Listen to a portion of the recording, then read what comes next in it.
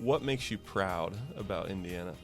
To be honest with you, what makes me proud to be in Indiana is the fact that the resilience that lives here is phenomenal. We never had this economic boom, and we're genuinely on the cusp of it. Welcome back to the Spotlight. My name's Tim Branyan. I'm excited about our guest today. I'm sitting with Nate Smith, and Nathan Smith is going to just tell us his story. Thank you, first off, for driving through the fog. You got here super early. Early bird gets the worm. Yeah, it's a big game today, so I actually went to XXX and had some breakfast over there at Purdue. Nice. Our guy's wearing an IU shirt, so just make sure to throw that out there. I know my name's Nate Smith. I'm the founder of Northstar Systems. We're a data monitoring service for a lot of industries, actually. Our main focus in Indiana is ag. And AgTech, and we provide kind of a security and safety blanket for large fertilizer chemical storage tanks. Yeah. We can provide that in a 5G network or just a standalone system. We work with a company that we partnered with, Rain RMC down in Arkansas. They got their launch in oil and gas and municipality, and we've just repurposed their tech across to ag and to municipalities on our own end. I got started probably right at around October 23, and so we've just been kind of rocking and rolling, and we met you literally a month after that. I think I met you I didn't realize how early it was when we had first met, and we met at the Matchbox, right?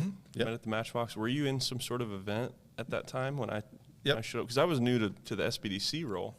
We were both new. You know, you as an entrepreneur, me as a state servant. Yeah, you were actually going to be one of our mentors for the cohort. So we had participated in the Matchbox cohort system out of Warren County, where I reside, but I operate out of Lafayette, Indiana, at the Matchbox. And we didn't end up connecting, right? So there was just 4 of us, and there was 4 of you, and you were not the one that we ended up as a mentor with. I shot you a written hand thank you note for even just participating, and we just kicked it off from there.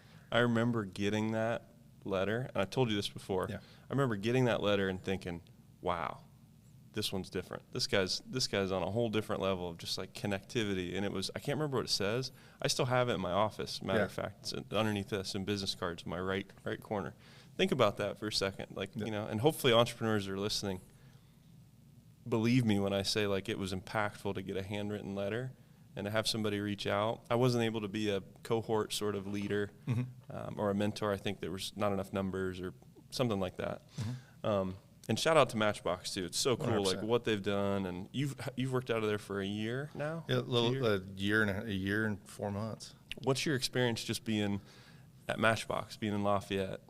Man, the co-working space it's a launch pad for small business. It doesn't matter what the business is. I will champion Matchbox all day long, in any co-working space in Indiana. I think that's a humongous space that small, even medium and large cities need to really flex their muscle on, and some are doing a great job.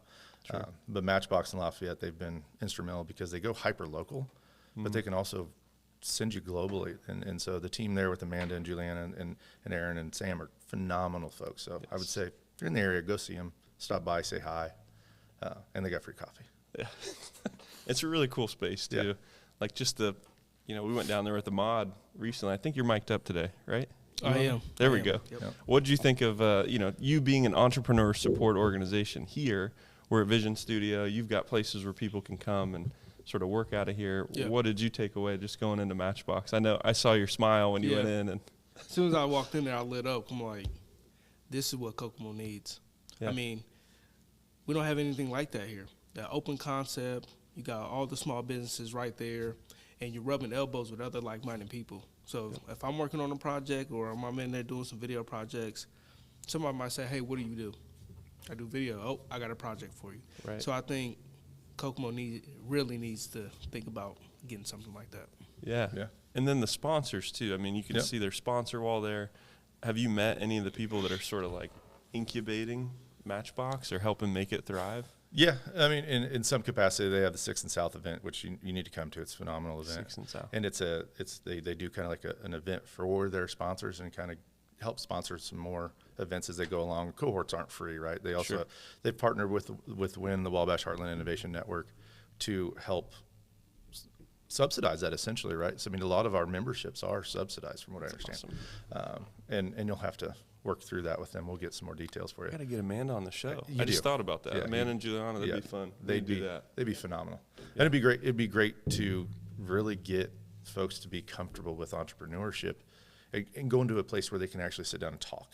Right. And say, hey, I've got an idea. She just posted a video about that. It's like, if you have an idea, bring it to us and we'll help you launch it. And you know, and always brings me back to, we'll help you launch it and we'll help you make sure you understand the ups and the downs of this game. Right. And so, but with that said, yeah, we got started in Matchbox. It's been a wild ride. Yeah. I mean, we've connected all over the globe already in 14 months because of Matchbox. I mean, it's just an easy place to work out of. Yeah. It's connected us all the way to Indy. And with that, you're like an ideal member, in my opinion, because you're a natural super connector. You meet people, and as you're meeting, you're listening with the intent to sort of connect them or serve them or provide them with something. That's my role at the SBDC that you do naturally, and it's been fun just to, one, experience that. You've connected me with other ESOs, other leaders in Lafayette, because I'm not from there. And just, I think like once a week, I'm getting an intro from you to somebody cool. Yeah. And I deeply appreciate that, and I know, any sort of room that you're in, whether it's a Matchbox Coworking studio or you're in an event, that's just how you show up. And it's a testament, and I think some of the reason why you've been so successful in such a short period of time is that, dude, you're in the game. Like, you're at events. I'm so excited, man, to just dive into what's sort of happened over the last 14 months. I couldn't believe it's been that long already. Yeah, trust me. Or that it seems like just yesterday, like we were shaking hands at the studio, and the next thing you know, it's like, tell me what's been happening. Sort of give me a sort of the journey of Northstar Systems from that day. Yeah. Oh man. So I'll start at the very beginning. For the first 3 months, we spent just focused on what we wanted this to look like. Sat down and it took us forever just to come up with a name, and then it turns out there's thousands of them. And then we sat down and like, how do we want to handle these things? Like, how do we want to handle the service? Like, we recognize the need for just that customer base and just being genuine to who we are. And then we launched, and that's when we kind of connected. Real quick, tell me about who your customer is. So Northstar Systems, obviously, I have a better understanding of it. For the audience, tell them about what your product is, where it gets used, and who sort of the customer is. Yeah, so we really find this really sweet niche in AgTech, specifically to fertilizer suppliers, so agronomy, fertilizer and chemical suppliers, and manufacturers. We sit in both parties, medium to large size farms that are housing their own chemical storage. Yeah. That's a really great place for us because of the unfortunate side of it is farmers they're just not able to see everything all the time because of time is finite. And we provide that security to them that they don't have to worry about their chemical and fertilizer tanks having an issue, right? So that would solve some of their concerns, give them some kind of like a little bit of blanket for with for your safety. tech and your hardware. So your hardware fixes to the side of. Yep. So we actually can plug in sonar. As long as a sensor exists, we can connect it to through our system, through Rain's Rainmaker system.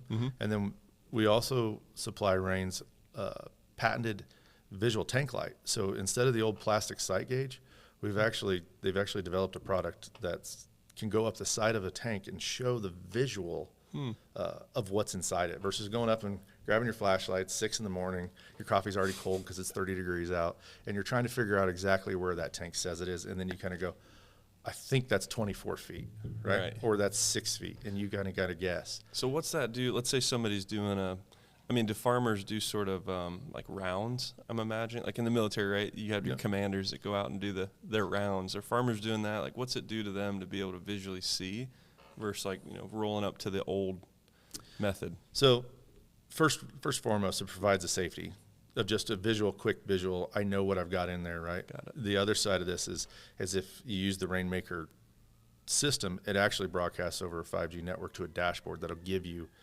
down to within 0.5% of the tank of the gallons it's inside the tank. Wow. So instead of using the old ruler method where you go up, stick a ruler up to it, go, okay, it's 4 feet. I know the tank's this size. Let me do some basic math. We just provide that data immediately in real time. With that, I'm a busy guy. Could I set up alerts like I do with the stock market or the Forex market where it's like, if it gets here, I need to know about it? Sort of thing. Yeah, so we can set lows, we can set critical lows, critical highs. We look at it from like an overfill space also, and then it will text, email, and voice call you whenever those things happen. Nice. And it's all secured, so you have to be programmed in. You can't just get that text message, right? We have to actually set that up for you. But you can actually text it, and it'll send back the information of how much you have. Nice. So the communication goes back and forth. One of the other sweet spots is it's a controller. So if you have an old analog pump or a fan, we can digitize that. And so it's just a quick text on, quick text off. So think silos, large grain silos, and you wanted to be able to see what your moisture is or how much you have in there. We can set that up. And then we can set it up so that same unit turns the fans on and off to dry your grain. So a lot of opportunities for just different uses, and we just try to stay in our lane for that.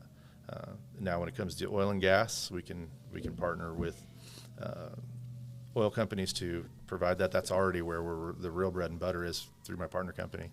And municipalities, especially small to medium-sized towns that don't necessarily want to spend all the money to go buy the brand new shiny thing, and they want to retrofit. Water towers.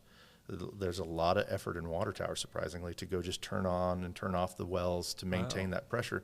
If they don't do that, you're not getting a shower in the morning, right? We can digitize that. So I like taking showers. Yeah, I mean, everybody does, so right? I would like, yeah. So at the end of the day, like, you can actually get on there and just text the well. I mean, it could save upwards of 2 to 3 hours of labor a day with our system.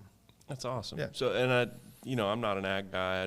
I wish I knew some of those things or grew up more out there in Warren County where you're from. But I just thinking about automating an older system. You're talking about a fan or a conveyor belt, I'm assuming, or grain. So like you could add your system to it. How much of a pain in the butt is that too? Like as I'm thinking like a farmer, right? Is this annoying? Like does it take a lot of time? Is it, at the end of the day, I guess everybody would have their own differences of opinion because they like to know what they've done, right? And this would give them that satisfaction if they're used to it. But if they've built a rhythm, then I don't want to mess with that. Like I'm not trying to force people to change. We're just there to give them opportunities for efficiency. It's hard to find labor, especially in ag these days. It's from a perspective of it's just hard to find labor across the board. And so we want to give them the ability to kind of factor that in when they need it. By no means is it, is there an absolute requirement, but if you ran out of propane and your fan kicked off at 3 and your moisture didn't hit where it was supposed to for grain silos, it's a big issue. It's a big issue, right?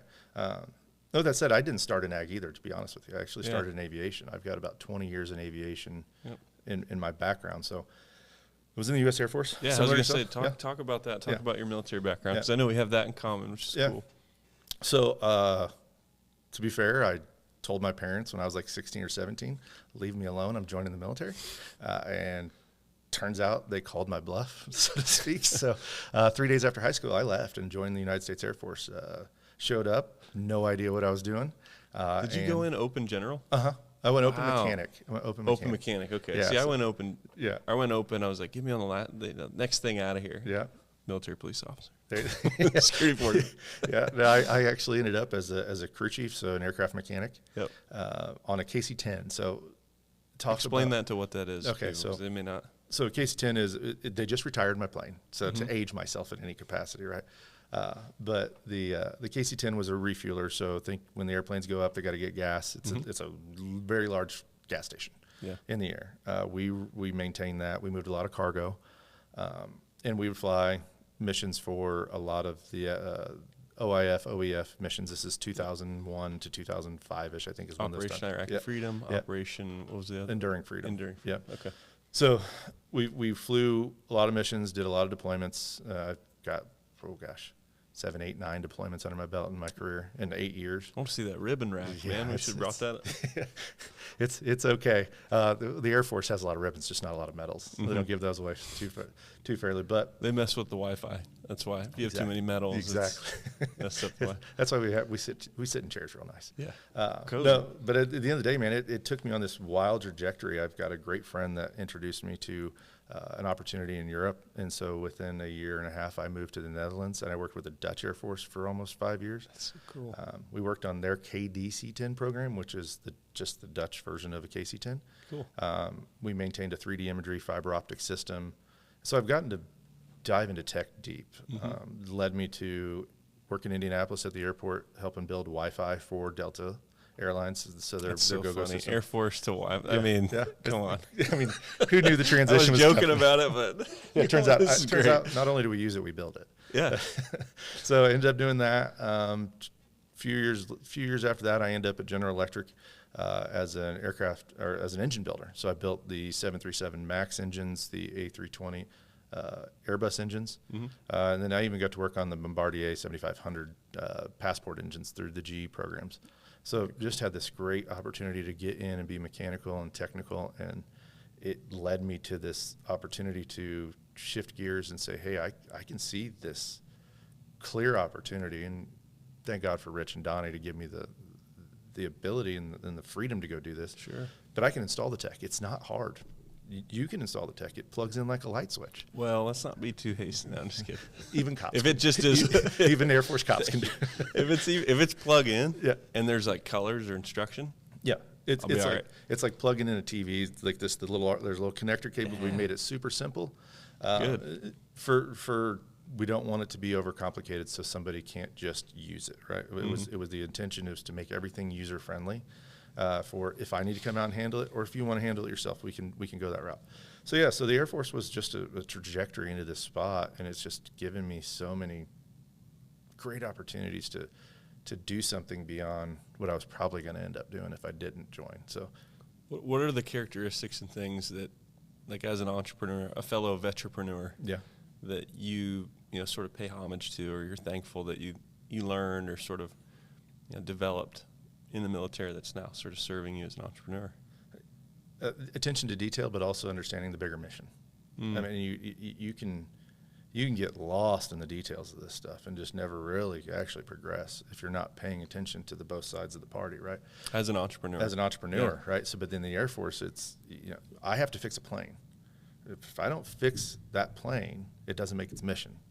That F-16 pilot doesn't get his gas, and then, God forbid, he doesn't make it home, right? So it's this connection of the bigger picture for yourself. And so when I go to the entrepreneurship side, it's like I have all these little things I've got to get done for the customer, for them to be able to be successful, right? So I have to make sure the wiring is correct. I have to make sure that my sensors are good. I have to make sure I have the right data in, right? Data in, data out is what you're going to get. So if I'm following all the little details and I'm focused on the big picture at the end of the day, I should win. Right. So you're empathetic to the mission. Your mission is their mission. Correct. And when you're focusing on some of the micro, yeah. If I only focus on my success, I won't be successful. I have to focus on their goals. As my clients, their needs are really truly mine. Like, what do you want this to see? What do you want to see in this? What do you want this to look like? Because we try to be flexible, right? We try to be we say real time and world class, and we want to genuinely be that. We want to be there in real time with you, and we want to be world class. You're gonna fail at some point. That's natural, but you just try to make sure the next time it's not the same reason. And I think in entrepreneurship, it's just keeping that in the back of your mind. It's like, okay, hey, I had a slip up. How do I fix that? And that's the growth. It's what overnight success is always 20 years in the making, right? So it's just learning, and then all of a sudden, you hockey stick. And we're just trying to get there. I think you're doing it, man, and it's been so fun. I'm so, so proud to be one of your advisors / friends / connectors too. Yeah. And I want you to talk a little bit about just some of the things that have happened recently. You're on a new board. You were awarded. Right. You're nominated. Talk about some of those things that's happening after getting in the way of opportunity, after connecting with sort of your local resources in Lafayette and then surrounding areas too. I mean, you've really taken advantage of SBDC and IEDC and all these different organizations, Generator. Talk a little bit about that, and maybe share like how you went about doing that too for the entrepreneurs that watch this, so they can do the same thing. Yeah. So to recap, what you're kind of talking about is I did end up getting nominated for Rising Entrepreneur of the Year for TechPoint and the Mira Awards, right? Which was phenomenal. What are the Mira Awards? So the Mira Awards is I'm really poor at actually pitching their own stuff. But essentially, it's Indiana tech-based companies that've come together for this will be the 26th year that they've done this, and it's a really great opportunity to kind of showcase our talents across the state, from innovation, from startups to even just our rising nonprofit. entrepreneurs. Just raising entrepreneurs, raising nonprofits. The Camden Castle was the kids out of Camden won the nomination also for their opportunities. Matchbox themselves actually was a nominee and a finalist. So that'll happen February 27th. Okay, and that's in Indy. It's at the Palladium, yeah. Yep. So I and think it's fancy. It's awesome. like everybody's wearing really nice stuff, and it's really well produced. It seems. I haven't been to one. Yeah. Maybe I should go this year. Yeah, That'd be cool. Absolutely. I'll send you links for the tickets. It's a neat event. I've never been myself either. I mean, obviously, I've only been at this for like 14 months. I didn't know it existed. You're nominated now, man. About a month ago. Yeah, it's going to be it'll be a fun event. I'm excited to just see the people that have just really helped me get here. I ended up connecting with Courtney Zog through Plaka, and she runs Venture Vets. She's getting ready to start a cohort for construction, and I'm excited to see what she's going to do with that. But she actually connected me to Roger Schumann and TechPoint. Yep.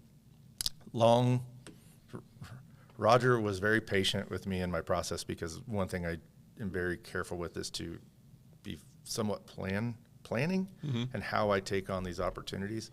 And finally, I was able to pull the trigger and jump on board with the TechPoint Advisory Board members. So you're now, and that just happened. I just attended my first meeting this month. How was it? It was cool? phenomenal. It was great. I mean, the room is the people in the room are top notch. Just fun to be around. Fun to be around. The conversations were real. You could tell that these people care. You could tell that they genuinely are looking for solutions for opportunities. How do we grow Indiana? How do we grow the economic side, but also have the heart behind it? Sure. And that stuff can get lost in the sauce, so to speak. Like when it gets about metrics and it gets about the data dance and all that. Yep. Yeah. And you could tell that, folks were focused on the end user, which is us as people from Indiana, right? So it was neat. Plus, it was at the Salesforce building. It's like 47th floor. Yeah, you guys were up high. Oh, I saw bro, a picture. It was awesome. I can't remember who posted it, but I was like, good grief. So got that going. I was a champion for Warren County, where I'm from, where I live, for Matchbox. So I got to champion an entire group of cohort that you were one of the kickoffs for me with. Yeah. So I got to do that. I've been a mentor to one of the cohorts. So you're giving back. You went through it, and now then you're able to serve the folks that are coming through the new ones. It's so cool. Alumni. Yeah, exactly. And I will champion Matchbox all day long. I think they're a phenomenal organization that just needs to be broadcast out. I agree. I've been around a lot of different ESOs, even like outside of our Hoosier Heartland 12 county district, Sector 4, for those that are familiar. And I always look to them for inspiration, not just the building, like how it looks and how it feels to walk in there, the music that they're playing, and the intentionality behind just what they've done to create a place where people connect, people share information, entrepreneurs are comfortable to get in and work, and they provided the quiet space if people need to get away and sort of focus. But there's really an emphasis just in the building in general around getting people in conversation, and that's really where a lot of innovation, I think, has happened, is just through the relationships. So as they design their building, as they design their programming, they're thinking about how they can serve that outcome, to your point, like they're mission-minded. And, there's all these amazing buildings around Indiana and beyond where, co-working, right, is this sort of popular word. But if the focus on the result, I don't know, you don't feel the same way when you go into some areas. And I believe that that's replicatable. I think that you could replicate what Matchbox has. If you haven't been there to feel it and see it, if you're an ESO listening to this, an entrepreneur support organization leader, go in there, send your people in there, even to just do some reconnaissance or collaborate with them. They're open to do that too, right? I know we're shouting them out heavy, but I am also a product of Matchbox. Amanda and their team know this. When I came back from the military, I went there first. There wasn't a co-working space here in Kokomo, and I went out there. Nate Hedrick and was a buddy of mine out of that place, and I was just trying to be around other people like me that had the desire for freedom, that had the desire to build something. Didn't care what the niche was in. It was just, I want to be around people that are talking about ideas and talking about growth and, working on a pitch or working on a vision plan, et cetera. And that place was definitely a home for me for at least 6 months, like as I was building my first sort of tech, as I was getting inspiration. There's something really powerful about getting around people that will cast belief into you, and just kind of help you bob and flow, right? Ebb and flow in the fights of entrepreneurship. You were talking about, how you've been really honest with some of the things that aren't fun about it. But back on track, you got on the board at TechPoint, which is awesome. Congrats. Thank you. I'm so pumped that you're in that room, really high in the air in that room. And then I'm also pumped that you're nominated. That's not a little thing to be nominated for Mira. Really big event. And then I think there's something else. Yeah, we're, again, trying to work with the state in every capacity that we can. I've also been reached out to through coordinating and the GEC, the Global Economic Commission, that's coming, and it's the first time in. Talk about what that is, GEC. There's a lot of acronyms in government. So the Global Economic Conference. Yes. Sorry, got to get through. There's this. a lot of different GEs. Yeah. I'm in the Air Force. So I was in the Air Force. There's about a billion acronyms for everything. Global Entrepreneurship Conference. And it's in Indy. It's coming up, June 2nd through the 5th. I'm surprised I remember that with all the other dates I got in my head. But it's a really neat opportunity just to get in front of like ministers from other nations. Like I got to watch Mr. Watkins pitch that to us at the TechPoint board meeting, and so it's going to be a great opportunity for Indiana to get out in front and say, look what we're doing here. Right. It's the first time it's been in the United States in years, right? Over a decade at least. Yeah, over a decade. First one from, I know very little of the history of it, but essentially it's one of the first ones in like the last 10 years. And there's thousands of people coming to Indianapolis in June. A lot of ministers from other countries, a lot of opportunities for Indiana to just really broadcast who they are. And like, that's something that I enjoy. Like, we're getting bold. Out, exactly. Getting out in front of like the world and saying, look at us. Like, for me, that's how I thrive, is sharing the stories, not just my own, but getting out and going, hold on, like we've talked about is you're listening with intent to understand, but at the same time, those connections are happening. Or you're like, oh, I need to introduce this person to that person. Right. Because at the end of the day, when you nurture that system, and that's what I think this truly is to me, the GEC is going to nurture the opportunity for a lot of startups, a lot of already established businesses to grow past maybe a little bit of a comfort zone. Right. And we find ourselves in that sometimes, and especially because we are in a potential for some global expansion soon. We can talk about it in a bit, but some spaces get really comfortable in America, and they're like, well, if you want our tech, you come to us. Like, there's an opportunity to go out there and show this, and that's what this is to me. Let's talk about that too. I think Indiana at a national level, at least in my opinion, with my friends that are in different, states, people tend to sleep on us as far as, they think about corn. They think about rural flat areas, think about hillbillies maybe, and like only farmers. And that is the furthest from the truth, right? Like, talk a little bit about what you've seen now that you've, for a little over a year, you've been out all over the state and involved like with the innovation side and with entrepreneurs and in the ecosystem. It's probably the best way to describe it. What makes you proud about Indiana? What makes me proud about Indiana? Oh, gosh. Well, tonight, Purdue's going to beat IU. I'm just giving him a shout out. Oh, man. I knew that was coming. We could edit that out if it doesn't work out. No, to be honest with you, what makes me proud to be in Indiana is the fact that the resilience that lives here is phenomenal. It's a soapbox moment, and I've kind of, you maybe have heard me preach this before, but one of the things that I've enjoyed about this is just the education that comes along, right? If you go back to our long-term history of Vincennes being our first capital, and then we moved it to Indy, and kind of, instead of being outsourced to where like Chicago's on the water, Louisville's on the water, Cincinnati's on the water, right? You have Detroit up there on the water. We kind of went to the central with this idea of like everybody come to the middle.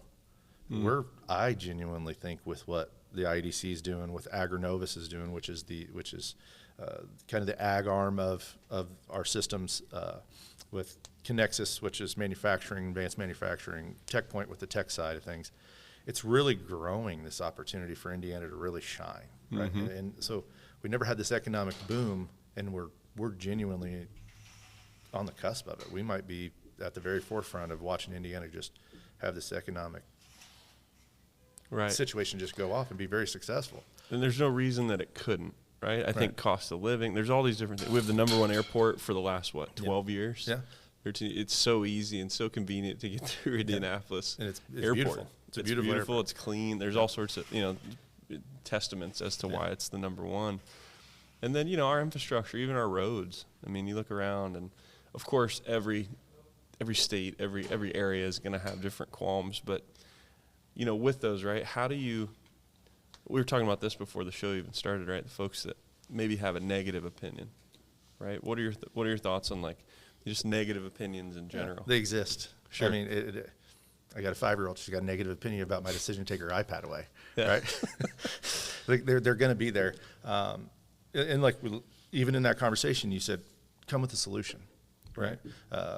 You can label however you want. At the end of the day, like progress is going to always be the best solution to not everybody should be happy. Like we should find a great medium where if one side wins, it's probably not great for the other side, right?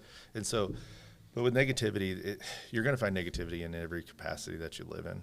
From the business perspective, you're going to find a lot of opinion. Right. Really, it's what it is a lot of opinion. And sometimes it's a reflection of themselves. Like, oh my gosh, that seems so scary. I wouldn't want to do that. Or they had an unfortunate situation where they failed. And maybe they're protecting you. Maybe they are right. You got to listen through that, right? And sometimes you got to pay for the lesson too, right? We've talked a bit about that. Is that sometimes lessons cost you money. Yes. And that's okay. That's where it's at. But I just always am very mindful of don't glorify the opportunity because it's going to be one of the hardest things you do, but it's going to be one of the most rewarding. And you got to celebrate the victories. We got in a conversation. This wasn't even for what we talked about. Another conversation I had was, in the very beginning, your wins are going to seem trivial to somebody else, but for you, they're huge, right? Yeah. I'm going to give a shout out to a Please. little spot where I always go to. So whenever we have something good happen, I grab a couple friends and we walk over to McCord's and we get a Coke, right? In the summertime, because it's like -20 like 2 weeks ago. But we'll go find a way to celebrate just a little win. It doesn't matter what it is. It's the opportunity. You go celebrate these little wins because those are the ones that matter. Yep. Because the money will show up. To say, your goal should be success, and a byproduct of that will be money versus I'm chasing the dollar. Right. It's going to happen, right? Success will bring that. It doesn't matter if it's nonprofit. It doesn't matter if it's for profit. I genuinely believe as long as you're chasing the success of it, you're going to have a win. I agree. But with negativity, it's coming. Just be okay with that. Grow a little bit thicker skin. Find phenomenal mentors. Yeah. I think that's a space that you've been really helpful for me at is like, hey, dude, check this out. Like, what do you think of this? Right? Or it's call you and say, listen to this win I had. Right? And so. Oh, I'm going to gas you up. You call me. Yeah. We're getting fired up on the phone. I'm going to turn the music up if I'm driving. Exactly. That to me is where the situation sits. So we had a conversation 2 days ago at Matchbox that lasted like almost 2 hours. Yeah. And we were able to work through. We weren't even working through problems as we realized it. We were just having an open conversation that was solving problems. Right. And I think that's where entrepreneurs have to get together because it can be real lonely. It can be Definitely. real lonely if you want it to be, right? Because you're going to feel like you're the only one and nobody's ever done this. Well, brother, I'm here to tell you that in 14 months, I guarantee you're not lonely. You aren't trying. Yeah. You just get out there and get out in front of people. It's not always comfortable. It's definitely not. A lot of people. First off, isolation's bad in this life in general. We're not supposed to be isolated. We get new information from other people and inspiration from other people, and it's, it's true what they say. You're like the 5 people you spend time around, so choose those wisely. And sometimes giving yourself permission to be in the room is the hardest thing for people because we tend to self-doubt. We tend to not feel like we are worthy. We tend to, have imposter syndrome. That doesn't go away. Maybe it does for some, but for me it hasn't. I think it's just giving yourself permission and, sort of reframing it. Like don't go, like think less of yourself, right? I can't remember if it was you telling me this or not. Somebody shared a quote with me. it was basically, think less of your, think, how maybe it was Heath the other day was talking about this. Or was it you that was sharing this sort of thought? You have to bring it. You have to go full sentence. For Yeah. me. I love you, but I got to figure in this my head. Yeah. I'm not saying it. So there's basically, it's like if you focus more on how you're going to be of help to other people and less making it about yourself when you go to any event, then it's like you're being selfless. And selfless people make friends. Selfless people are natural connectors and networkers because if you're selfless, you're going to be naturally interested in someone else's thing. Yeah. And we love to talk about our thing and our stuff. And so, there's no room that you can't get into or that you shouldn't be a part of, especially if you're going to be the person that shows up like making friends and being genuinely interested in other people. I don't care how much money is in somebody's bank account, all their titles and cool, degrees and things of that nature. We all are looking for good friends and good connections, like good connections. And if you can be that person, you definitely belong, especially, I'd say, into these rooms where you may be feeling like you're not qualified. And then the other thought, this is just relevant. I had a client that just felt like they weren't allowed. They felt imposter syndrome big time. It's like, well, do you just break down the situation? Who are these people? Well, they're people.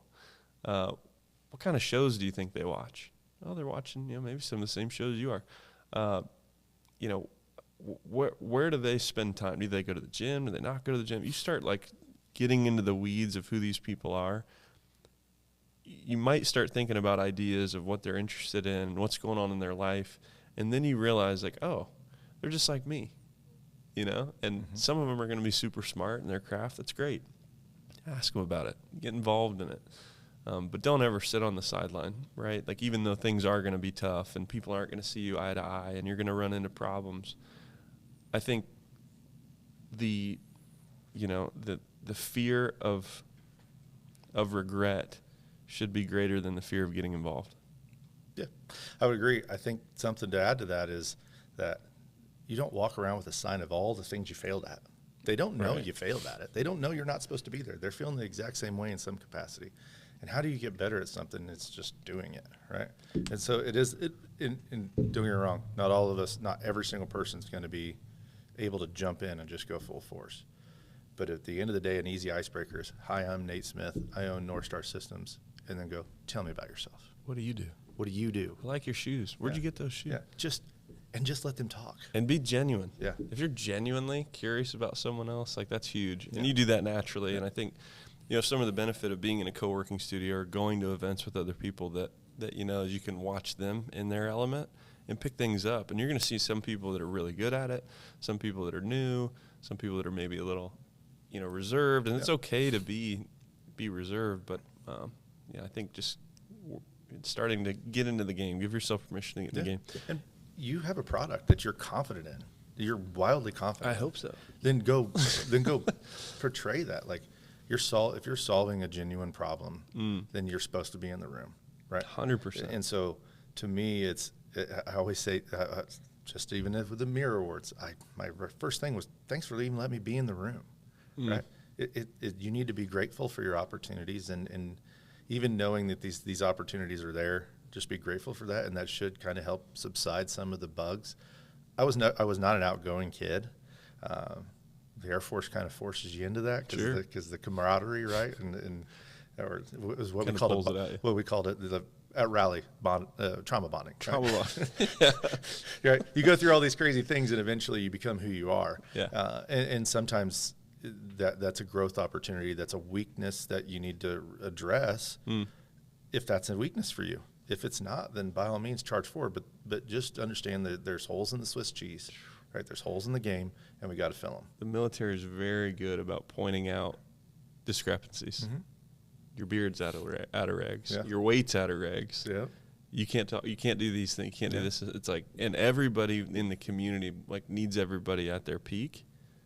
At least this is how it was when I was in. It's like you need to be sharp because there's a mission at hand, and it gets you sort of hyper vigilant on what's going on in your people's lives, especially if you're a sergeant, you're working in leadership in the military. It's like you have to know what's happening and what's not happening in order to progress. And we take care of You take care of your own. That's a saying in the military too. And I think the same thing naturally happens in entrepreneurship, these ecosystems. Yep. I want to get back to, because you mentioned something about, your mission is the mission, like with Northstar Systems, and that's very empathetic to the farmers or whoever the client is that you're working with in those niches that you mentioned. What makes Northstar System the logical choice for your client's mission? So in Indiana, we're local based. We can reach to your space, but we also are able to grow out quickly to the large corporations. But the thing here is that we're not searching for your data. We're not searching for other opportunities outside of your scope with your information. Sure. We're here to protect that. We find value in knowing you're safe and your people are safe, your systems are safe, the environment's safe. Because at the end of the day, we all live in these areas that just right next door there's a farm and there's a farmer, and there's a mother and a father and a son connected to all this.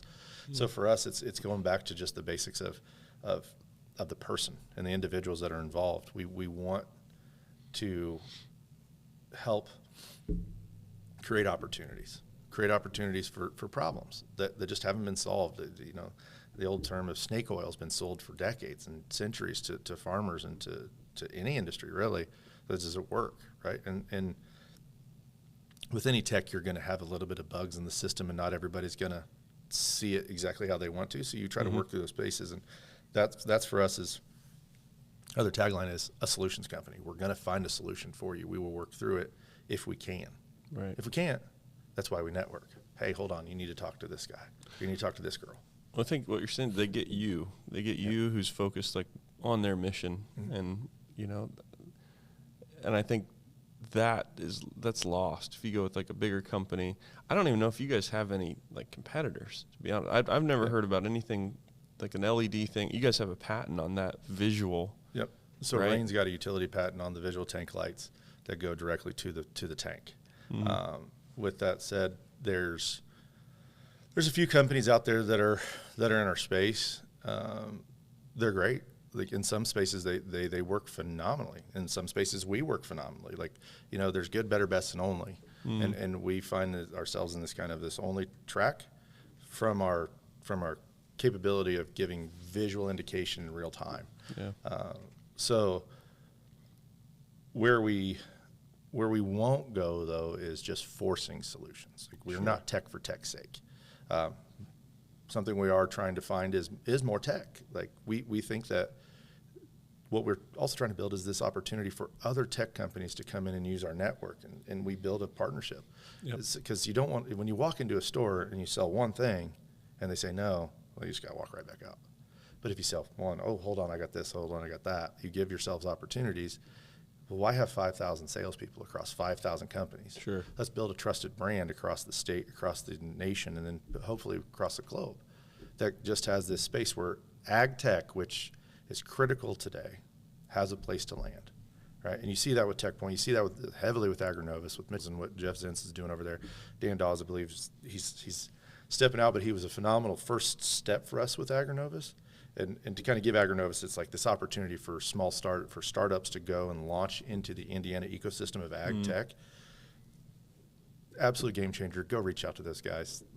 Loved our opportunity we were part of the challenge. We learned a ton. We gained a lot of knowledge. We made a lot of connections.